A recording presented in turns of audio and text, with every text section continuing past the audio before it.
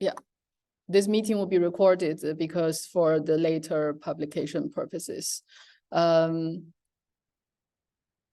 So this event is organized by Einstein Telescope Technology Project, the AI workstream. We're one of the 7 work streams that focused on the Einstein Telescope technology, which is on the journey and the preparation for the future Einstein telescope that might be installed in Limburg region. So the project, we especially would like to thank for the TE technology project team, the province Limburg, European Union, Minister of Finance, and the OP-Zuid all together make it possible.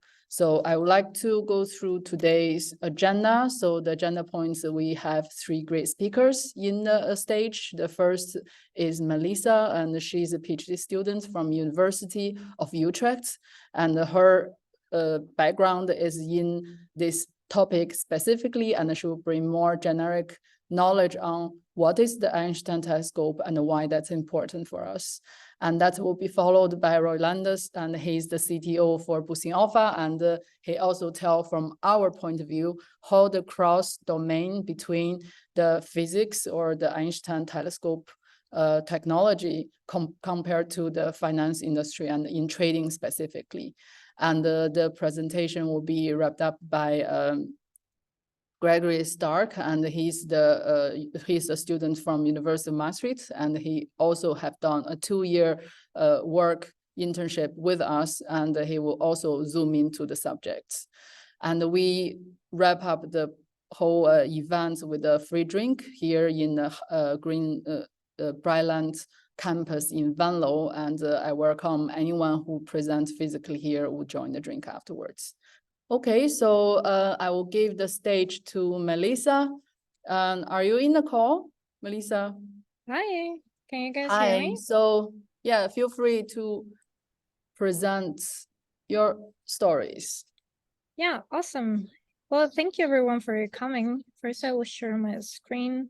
So hopefully you can see my slides.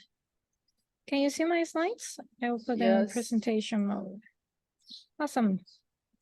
So if you guys have any questions in the meantime that I do my presentation, just feel free to ask. I think I won't be seeing the chat, but you can just speak up. So first I will introduce myself. So I'm a PhD student at Utrecht University. My background is in physics and data science. So today we are gonna give a talk about from Einstein to Einstein telescope. So we are going to go briefly through the story of gravitational waves, what they are gravitational waves, and how Einstein telescope is important for our research. So let's perhaps start. So essentially what happened, so this is a brief history of gravitational waves. So this person here is Albert Einstein, that was a very famous physicist. For you to know, in 1916, Einstein said that gravitational waves are ripples in space and time. And we will see what that means later on. So what I wanted to mention is that after almost 100 years, the experiment of LIGO Virgo were able to identify gravitational waves in the space-time. So this eventually led to a Nobel Prize, which is kind of crazy, right? Because it's something that Albert Einstein said in 1916 we were only able to measure 100 years later. So that's kind of insane. So let's go into details on what are gravitational waves. So Einstein said that in 1916, gravitational waves are ripples in space and time. And here we have our low-level simulation where we actually have a lake. That's not a lake, it's called space-time. And then we throw a rock. That's actually not a rock, but rather an astronomical event, and then it creates these ripples that are actually not water ripples, but rather gravitational waves. So this is very high level what kind of happens when we have an astronomical event, but let's go now into our high level simulation that was created by LIGO. So here we have 2 binary black holes that are orbiting around each other, and as they do so, their orbits are shrinking because they're emitting gravitational wave radiation. So then at some point they will merge. like now, and then we'll create this ring down effect that will travel throughout the whole universe, passing by countless of galaxies. And millions of years later, they will eventually reach Earth, where they can actually be detected. So gravitational waves effect is actually minuscule, and we cannot really observe it. And here, this effect has been vastly exaggerated. So basically, what they do is squish and compress the space-time and as they pass through, and everything as well. So since this effect is tiny, scientists have created LIGO interferometers. And here I'm going to give just a high level on how this gravitational waves are detected.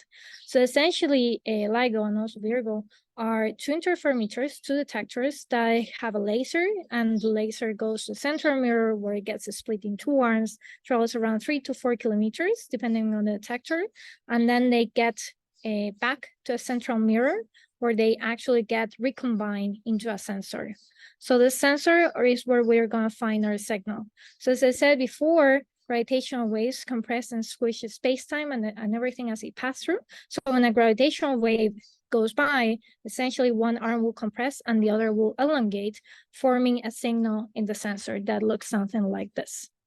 So here you can see the first gravitational wave event that was detected in 2015, the one that we were talking before, and the one that led to the Nobel Prize in 2017. So Hanford is one of the detectors in United States, and Livingston is the other one, also in the United States. We also have one in Italy called Virgo.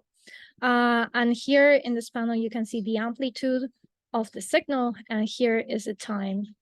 So this is what was recorded in the detector at Hanford, and this was what was recorded in Livingston. And then this is what we believe is the ground truth that comes from general relativity.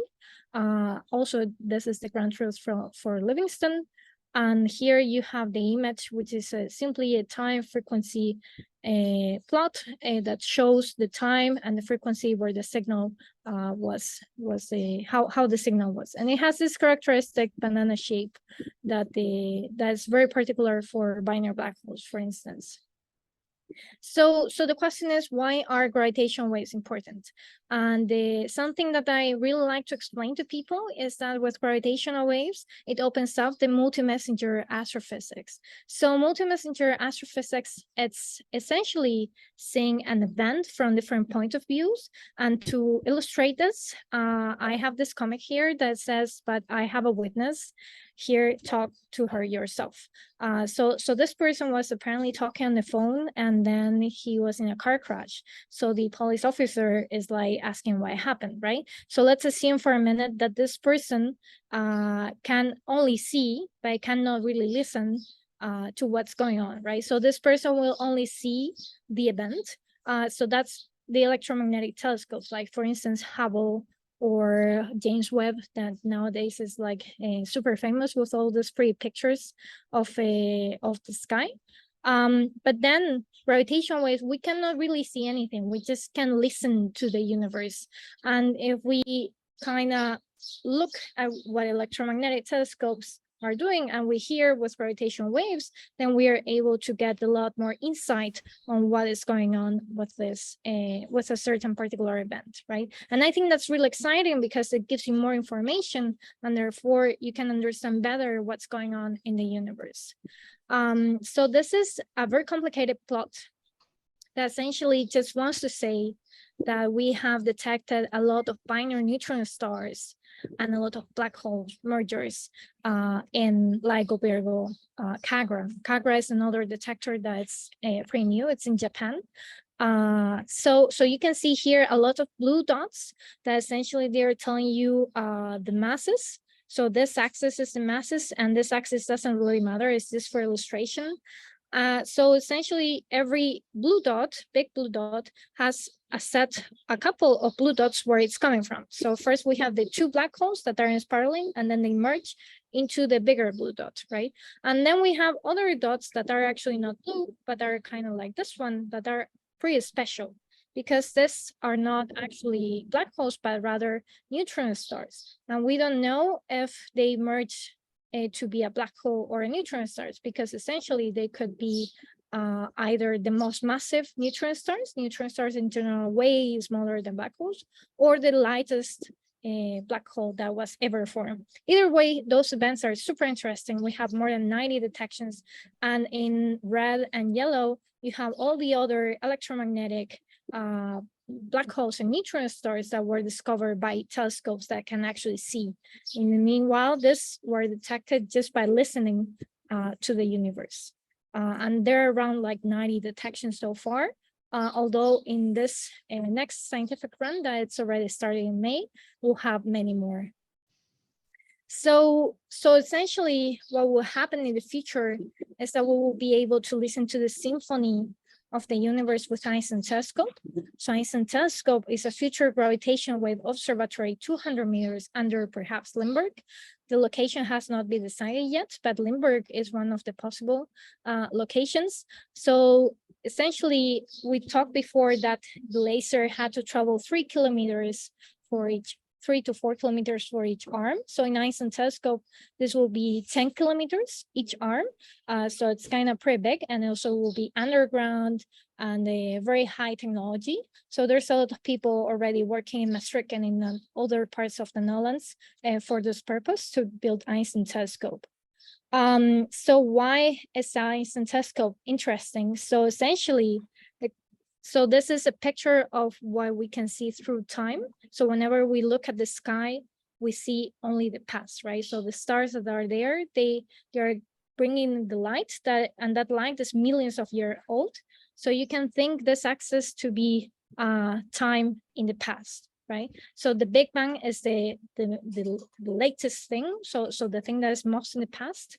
So current observatories can only see until here. So this is redshift, which is a measure of how far we can actually see in the past.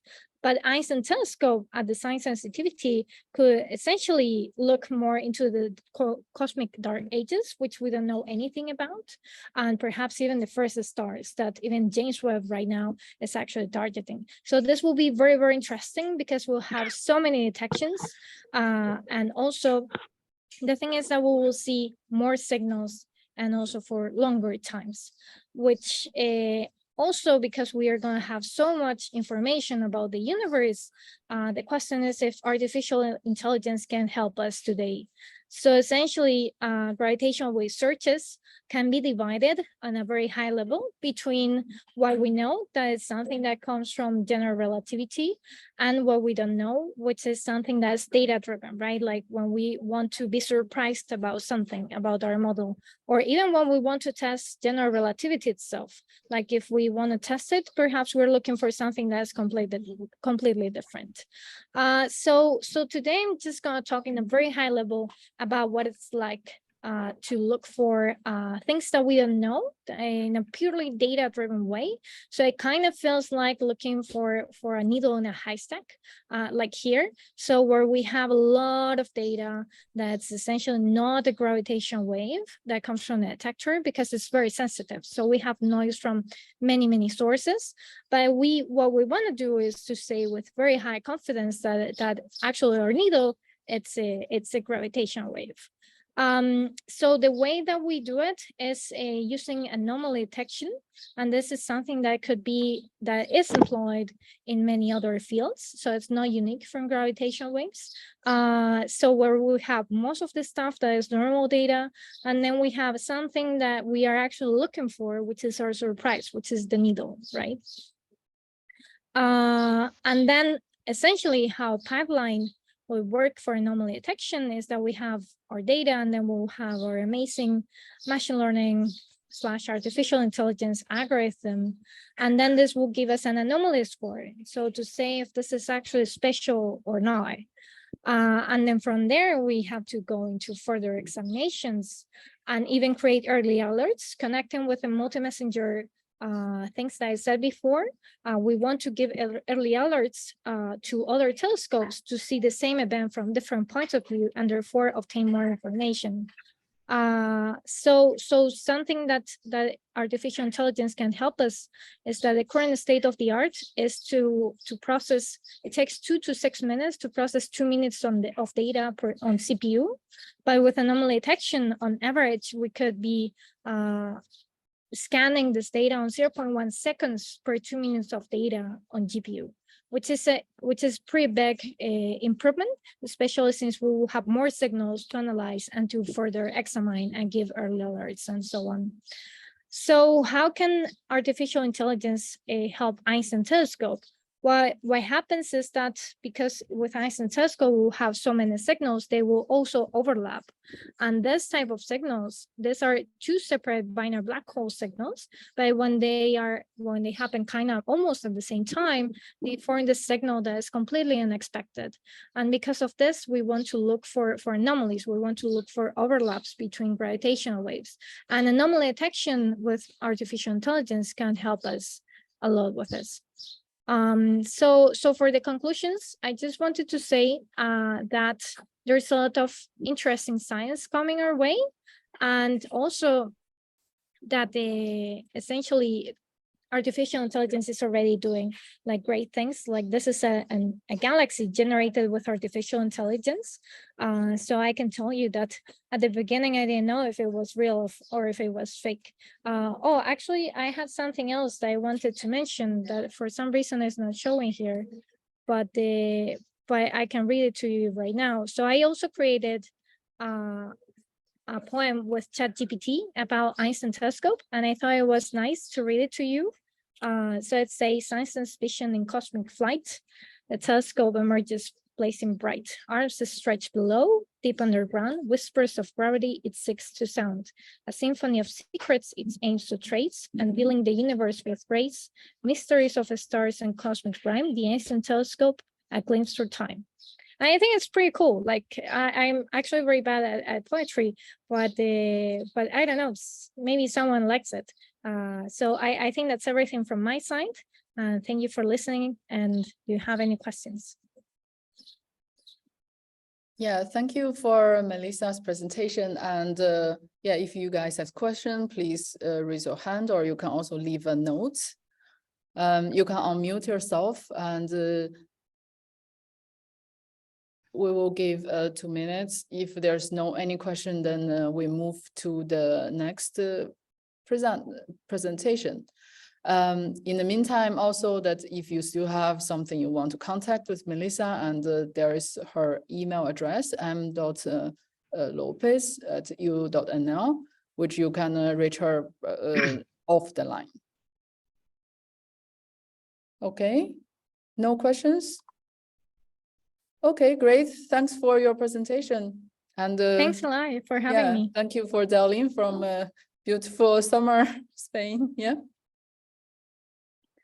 Okay, so let's move to the next presentation, and that is being given by Roy Landers.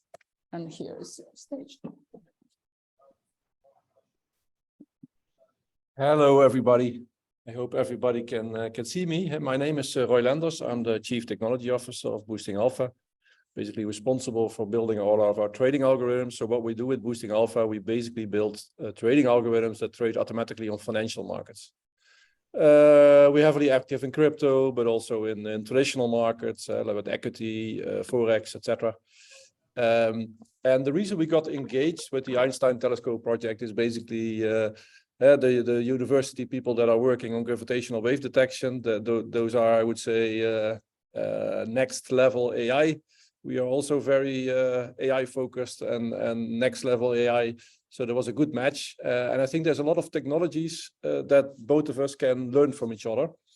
So for example, one of them that was very present in the gravitational wave detection, that are using data from multiple telescopes, basically real time at the same time, to see something happening in outer space from different perspectives. And that's also something we know from financial industry, right? A lot of financial assets can be traded on multiple exchanges. Everybody knows that prices can be highly volatile, can be different on multiple exchanges. And those are discrepancies that you could actually benefit from. that's a part.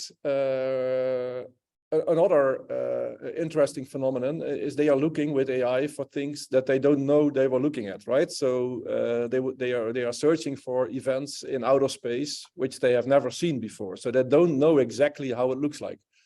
And that's also what we are interested in with financial markets, right? So if you want to find gaps or trading opportunities, you do not necessarily always know upfront what you exactly are looking for. So today I'm going to present about one of the projects that we've been doing, and Grzegorz later will present about another project. But we've been trying as part of this project to use a lot of, to build a lot of more advanced concepts to see whether we can build something new that actually works in real life trading. I'll skip those introduction slides. To explain our focus a little bit, so this is also a graph of the gravitational wave stuff. So the data that is being received in the Einstein telescope case, we have the real data, that's in this picture, it's called event in the strain data. That's the real data coming from the actual sensor. But next to the actual sensor data, there's also thousands of auxiliary channels.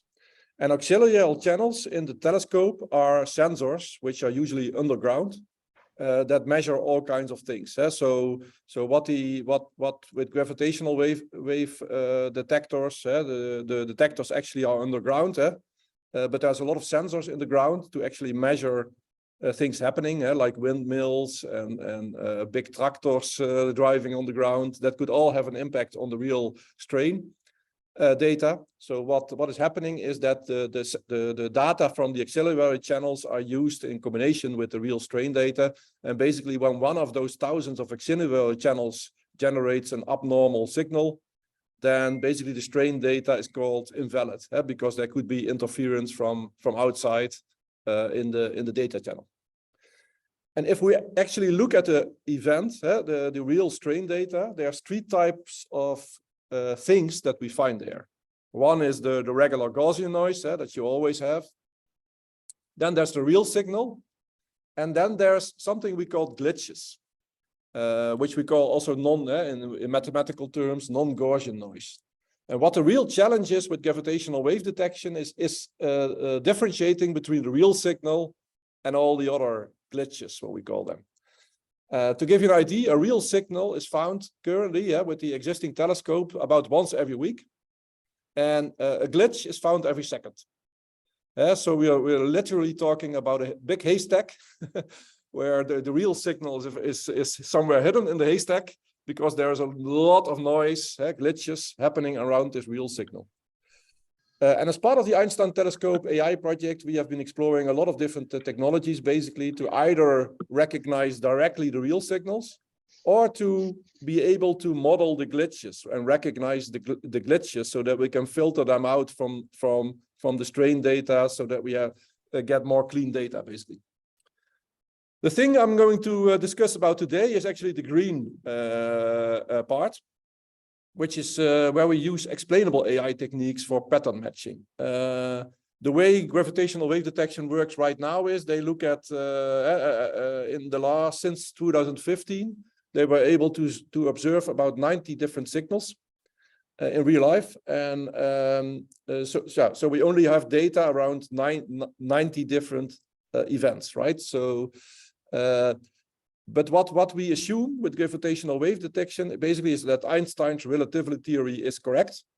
And based on Einstein's relativity theory, they've built systems that collect, assuming this theory is correct, that have generated a lot of different samples, synthetic samples, of how the real signals would look like, approximately. And that pattern database is being used to actually match the real signal against those known patterns.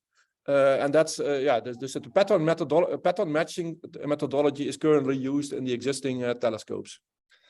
And that's also something we know from financial trading, right? So if you look at how a manual trader actually works, he's looking at charts, he's looking at patterns, and he's trying to find, okay, have I seen this pattern before?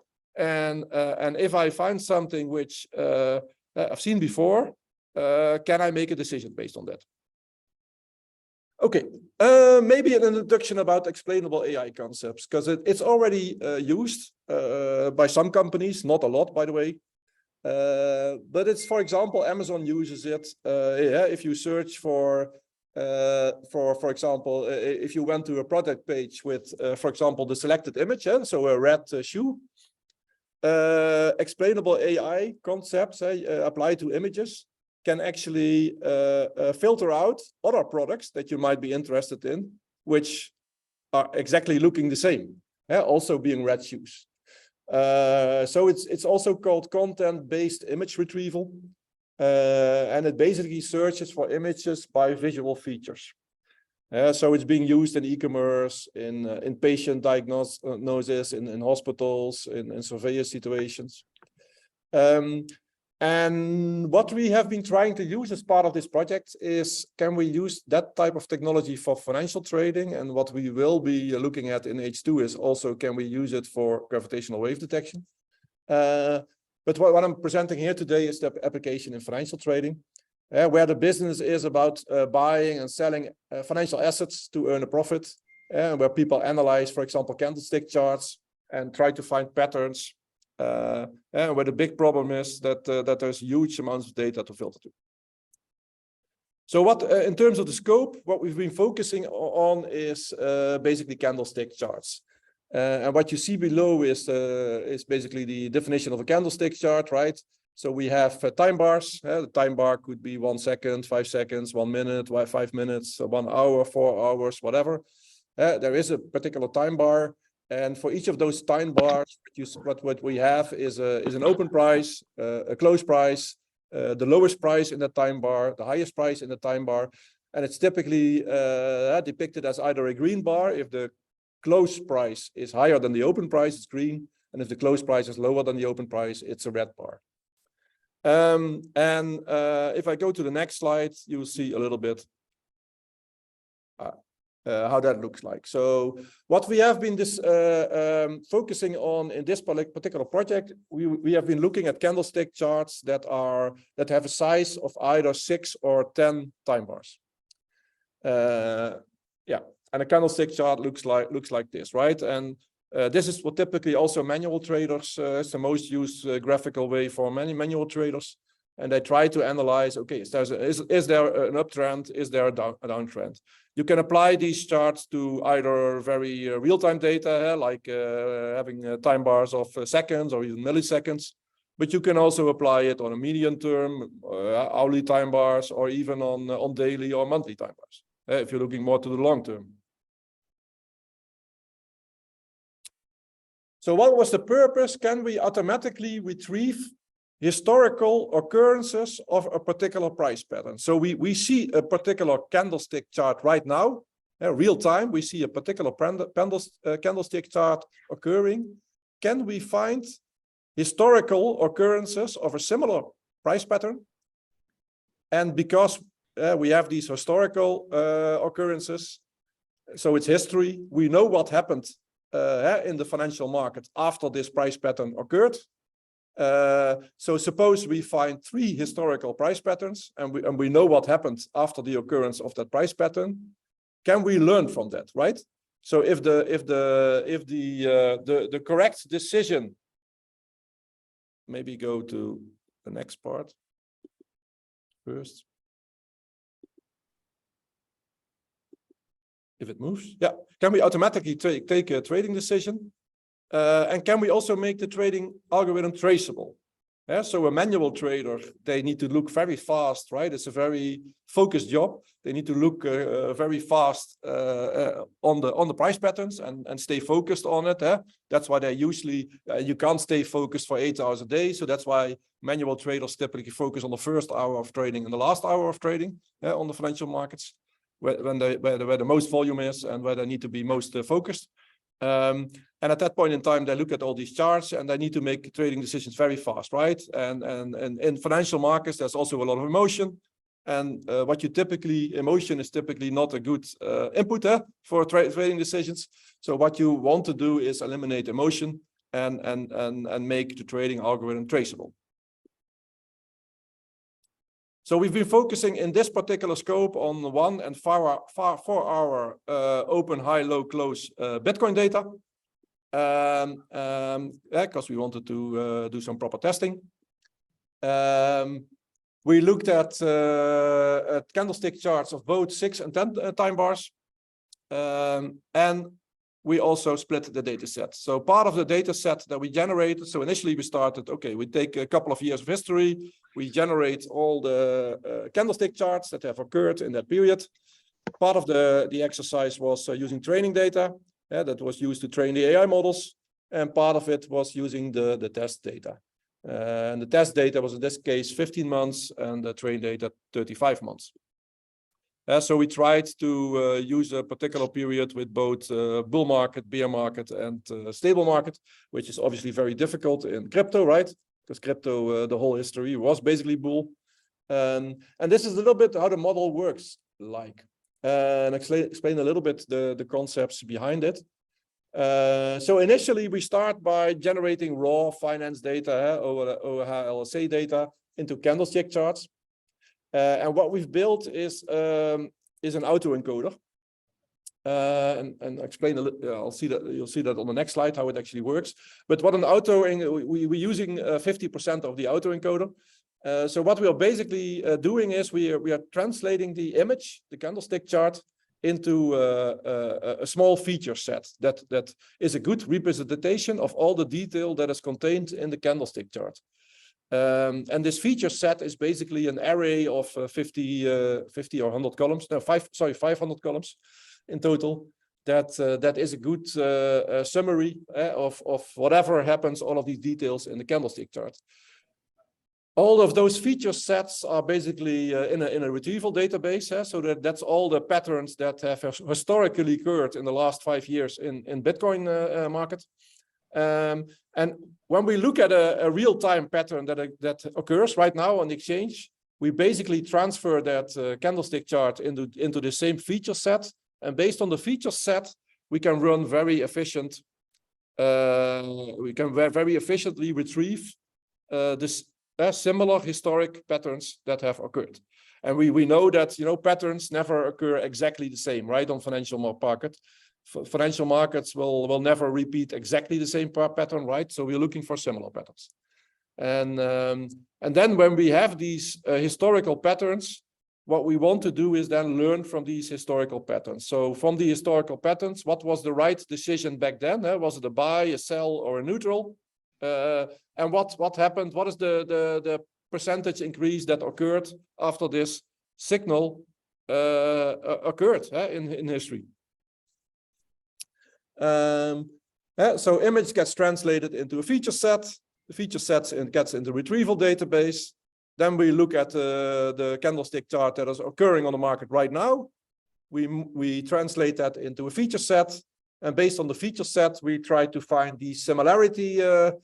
Similar feature sets from history, which we do based on Euclidean's distance measurement. And then we get something like this, right? And these are historical patterns which our system has considered to be similar to the pattern that we see right now. And you see there's clearly, sort of similarity, right, between the different patterns. So how do we calculate these feature sets? We are using an AI model called autoencoders, and what an autoencoder basically does, it looks a little bit like the picture below. In this case, we use the ResNet 18 architecture. So input to an the way autoencoder works is the input is exactly the same as the output, right? So the input is in our case is candlestick images.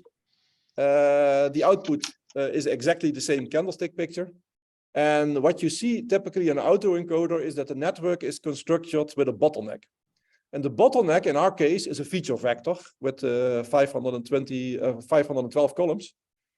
And because the objective of the autoencoder is to recreate exactly the same image that it has received from the side, it forces the autoencoder to learn the feature representation we call that a latent space. So it forces the model to summarize the main elements that are occurring in the candlestick chart.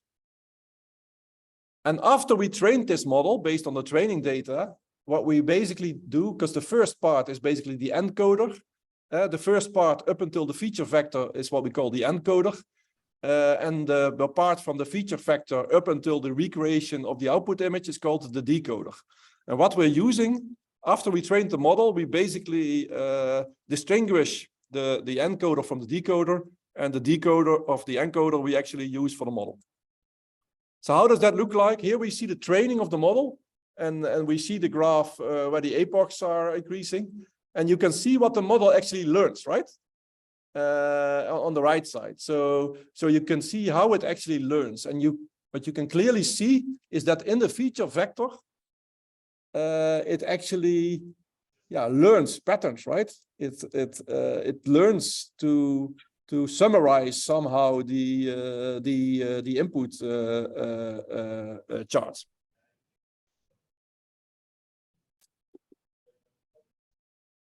Let me start with an example, right? So here are two retrieval results. We just pick, two queries. So a query is in our case a chart, a candlestick chart that we see right now on the stock exchange.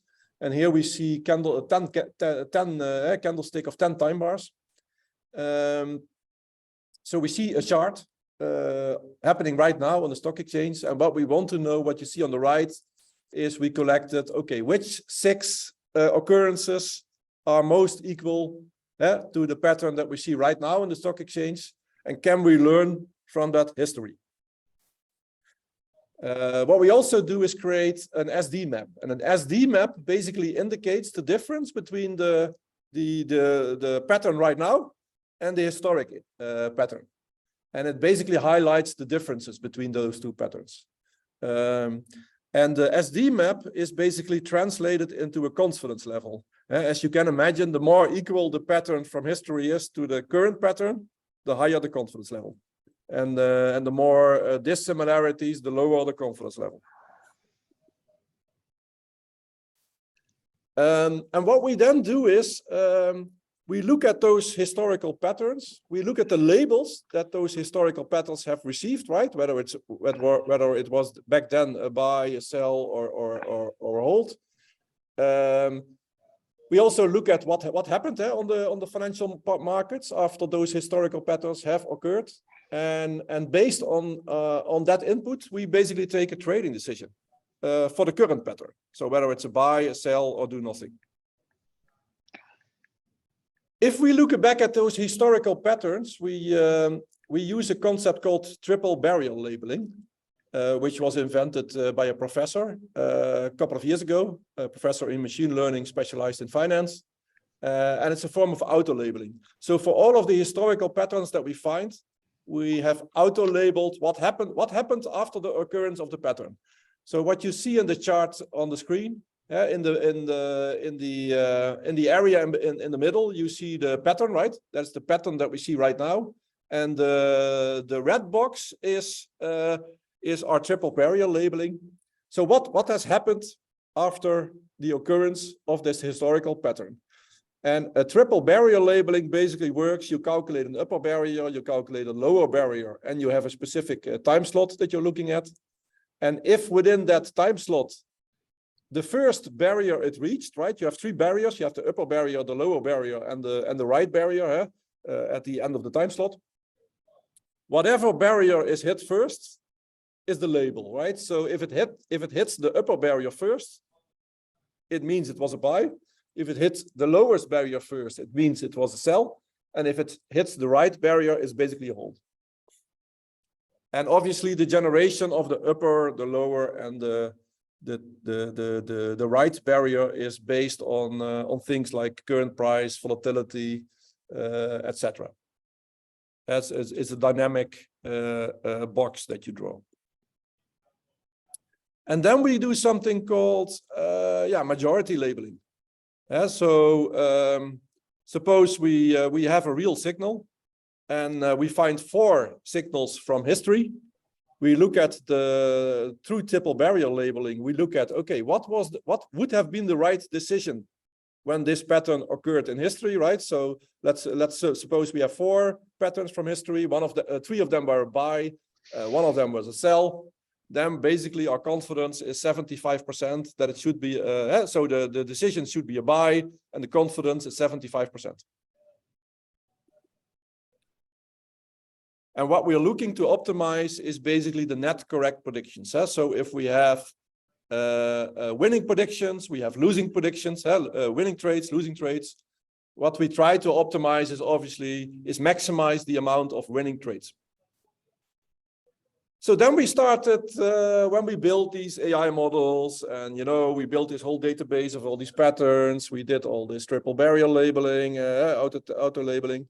Then we obviously tried to test it in our backtesting environment on the test data. So let's see what happens.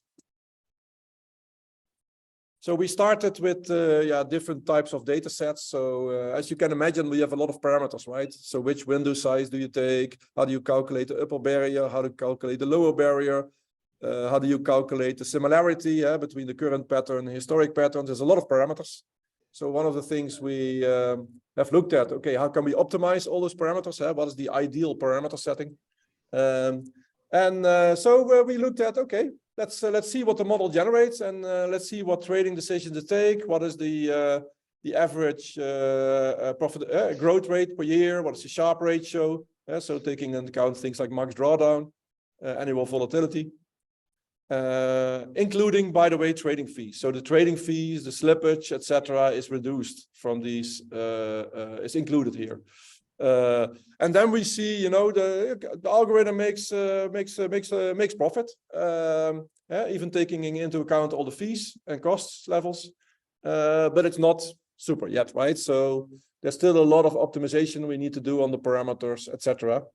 And what we also found is that the algorithm generates too low trades, right? So we were typically seeing that it generates, only a couple of trades every year.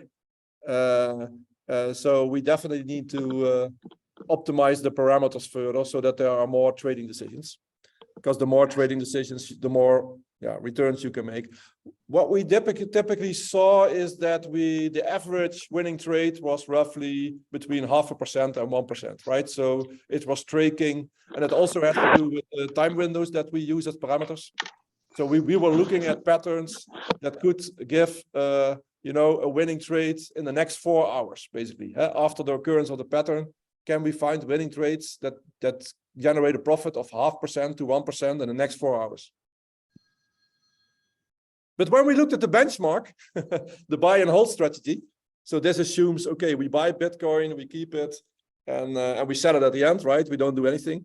We just keep it in stock. Then we definitely saw, okay, beating the buy and hold strategy is obviously very difficult, right? In a bull market with Bitcoin, where the Bitcoin only went up, the best thing you can do is just keeping the Bitcoin and never selling it, because it's very difficult to in the bull markets, it's very difficult to beat a buy and hold strategy, because you need to be in the market 100% of the time, basically. But it's a good match. But what is the benefits of this methodology? Because we did manage to show that we have a high percentage of winning trades, right? This model that we built allows us to generate a high percentage of winning trades. The only issue is it generates too low trades, but we can, steer that with parameter settings. But what it also gives is traceability. And that's even more important, because a lot of big clients of us, like pension funds, big asset managers, they want to have traceability, right? So why did the algorithm actually make a decision? Because you can build an AI algorithm that learns a lot of stuff, but if it just randomly generates trading decisions, you want to be able to show to people, okay, why did it make this specific trading decision?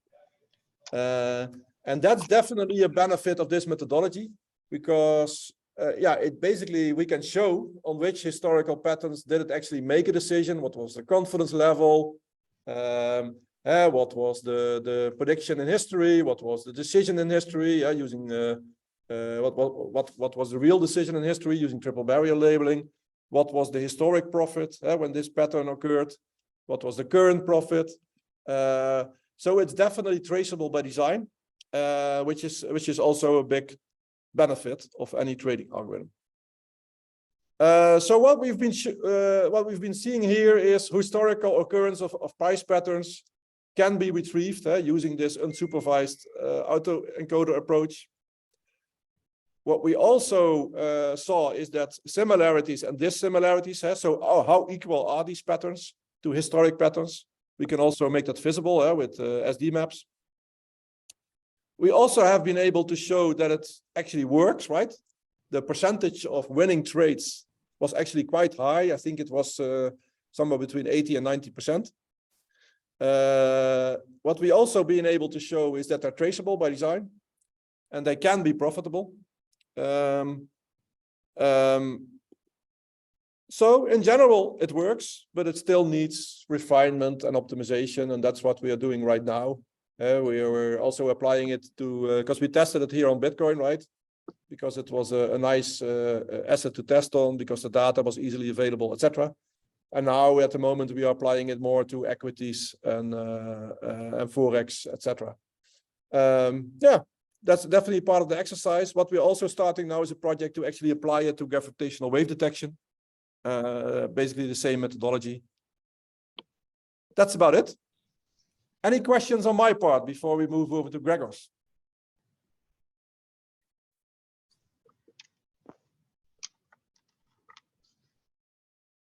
No?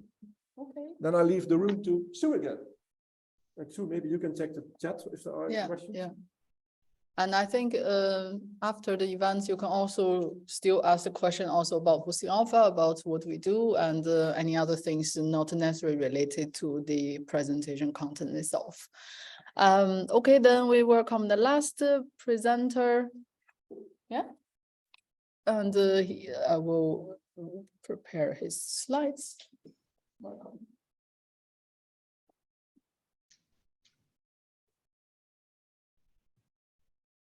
Hello, everyone. Today I wanted to talk to you about a deep learning approach to trading digital assets, and especially deep learning approach applied to the most granular level of financial markets, which is limit order book trading. So in general, I think Roy gave you a nice introduction already to the whole concept of trading, to the concept of charts, financial patterns. So I'll also skip the introduction, but I'll just say briefly that right now the majority of the trading volume is generated by algorithms, and also a large part of that is generated by high frequency trading algorithms. It's mostly run by the biggest companies, by the biggest investment companies who can spend large amounts of money on the infrastructure, but also on researching and then testing the algorithms on a very good, very high quality data. So many of the recent trading algorithms use the modern deep learning approach, and this is also the point of this research, developing basically such algorithm. So what we want to have in the end, we want to have a nice black box model that takes in the historical data, high frequency data, and then outputs a prediction of the future price movement. But before that, since we're trying to focus on high frequency trading in this case, I need to briefly introduce you to the concept of limit order books, because that's the concept that underlies pretty much every single major market out there. Imagine you want to buy a share of Apple stocks or Google or whatever. If the price that you want to buy or sell the asset is not the current market price, then you need to place an order on the market. And this order goes to the limit order book. So limit order book, or in short, LOB, is essentially just a registry of all the outstanding orders on the market. As you can see in the table, it contains all the different orders currently available on the market that are waiting to be executed.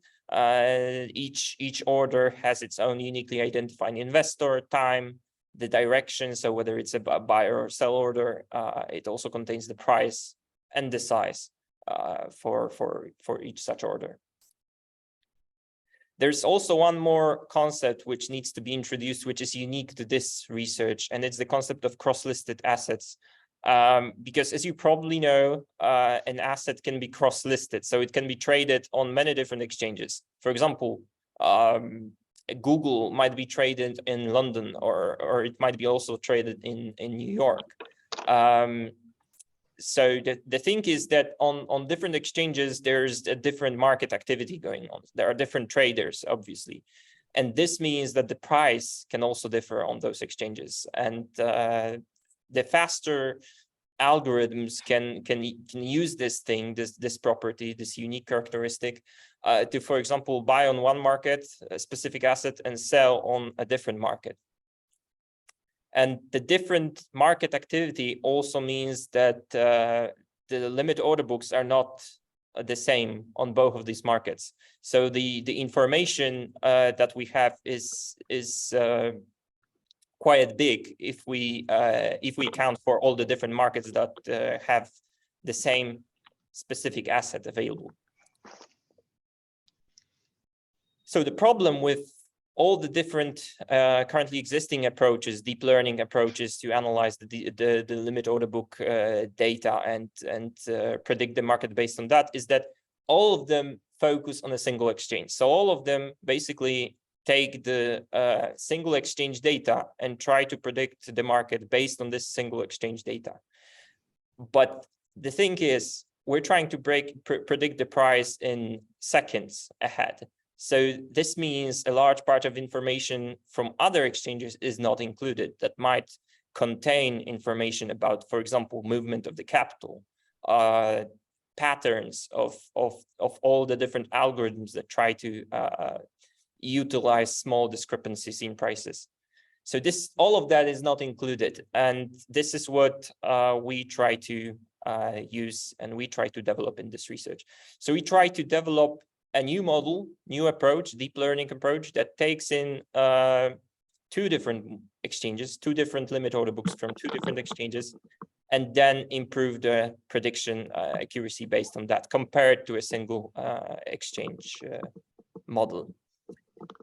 We also want to see, apart from the improvement itself in accuracy of the predictions, we also want to see how it affects the potential returns. So whether the improvement or lack of improvement affects the profits and losses on the actual market, including all the fees and commissions.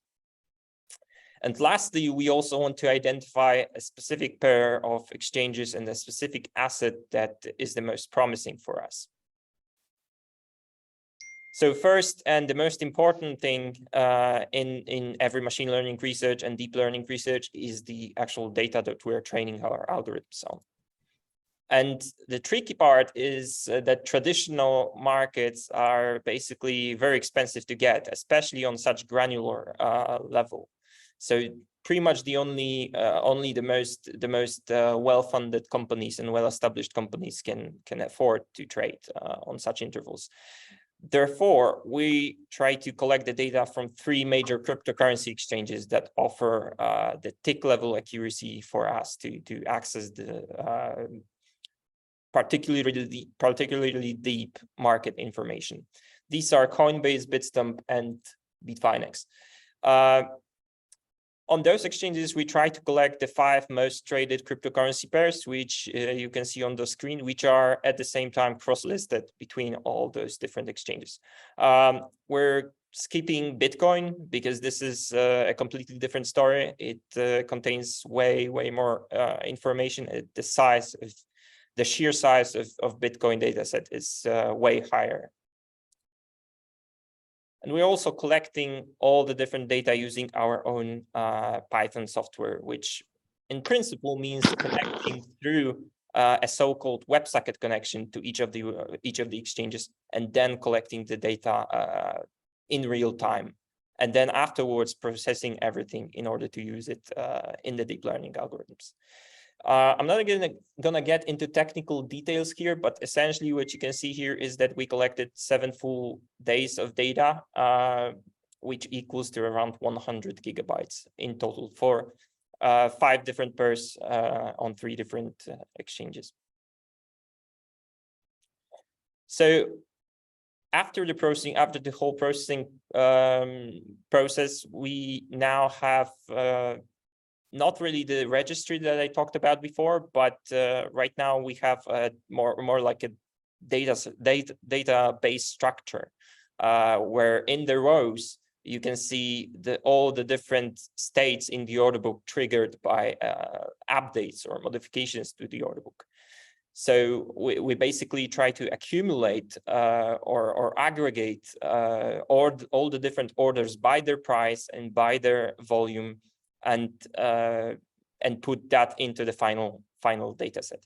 So every little change on the market, every little change in the order book, for example, a new order, a modification to the already existing order, or cancellation of an order, or even an execution, is captured, and it triggers the new state of the limit order book in the data.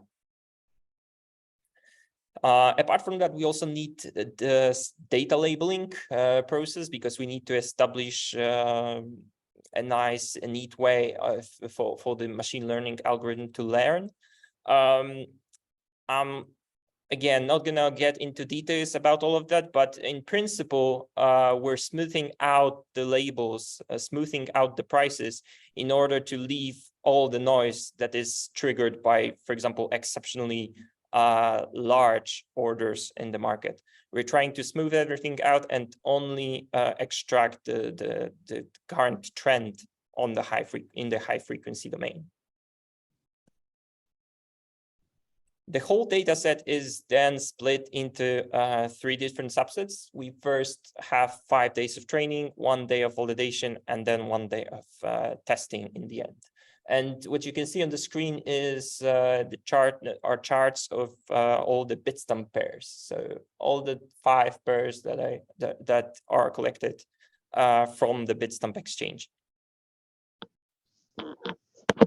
Finally, the core of everything is the model architecture. So how everything performs and how everything is predicted.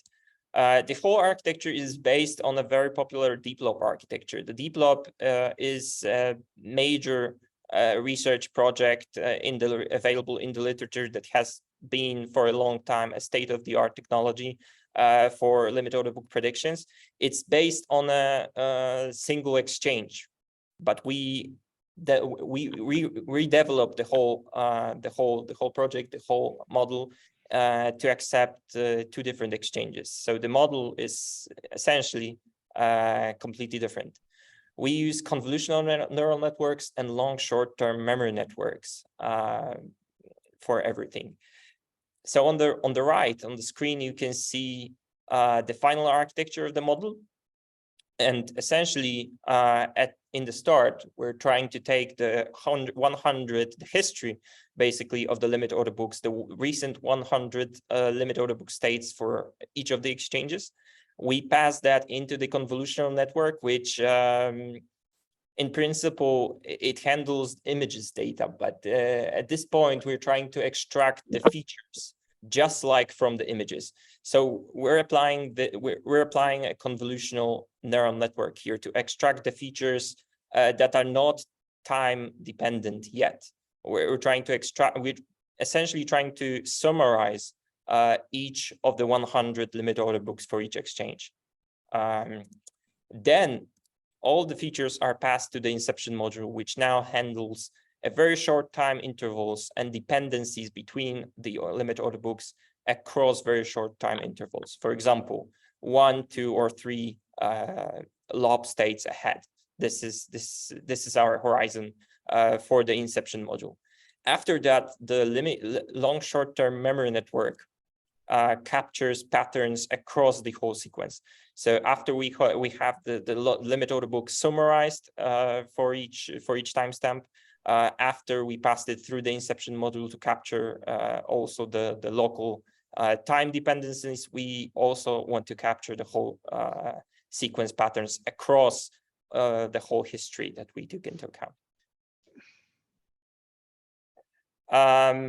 Finally, we have the returns. We also want to perform a returns simulation to see how the improvement or the lack of improvement turns out in practice. In order to do that, we also need to assume a couple of things. First of all, that the price movements are uniformly distributed, so the probability of each move on the market is the same, and that the accuracy of the model is stationary across the entire period of time. These are not very realistic assumptions, because obviously the market is very dynamic and highly non-stationary, but in principle they are enough to in a very basic way measure the outcome of the algorithms. So we perform the simulation. We calculate the expected profits with the following formula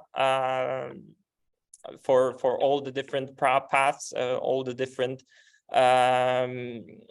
ways how we can or we cannot predict the market, and we get to the results. And essentially, all the different experiments were performed first on the Bitstamp and on the Bitfinex using the single exchange model in order to compare, and then all the different experiments were also performed on the Bitstamp and Bitfinex using additional Coinbase data from the limit order book of the Coinbase. So what you can see in the results is that the first thing that comes to your mind is the best result of ADA-USD traded on Bitstamp, because not only the improvement but also the testing accuracy in general was the highest in this case. It also resulted in the highest growth in monthly returns, assuming the fees which are very minimal on Bitstamp up to certain limit, but that's also another story. We can see that also that all of the different experiments were performed for all the different pairs, and in all cases the results were better than in a single exchange model. This is in case of Bitstamp. In case of Bitfinex result, most of them also were better, but you can see that the improvement is really marginal, so we cannot really conclude anything without performing more experiments. So to conclude everything, Bitstamp Coinbase model significantly improves the accuracy for all pairs, while the Bitfinex Coinbase increase is really marginal. We need to test that a bit more. Expected returns grow for both Bitstamp and Bitfinex, yet they grow in those cases where we already made profits, right? So if we already made profits with using the single exchange model on Bitstamp, we increased those profits. If we didn't make profits in the case of Bitfinex, the multi-exchange model still decreased the losses, but it also couldn't compensate for fees that are fairly high on Bitfinex. And finally, the most promising pair was chosen to be ADA-USD with the highest accuracy and the highest expected returns. So thank you very much. Thank you for being here. Let me know if you have any questions.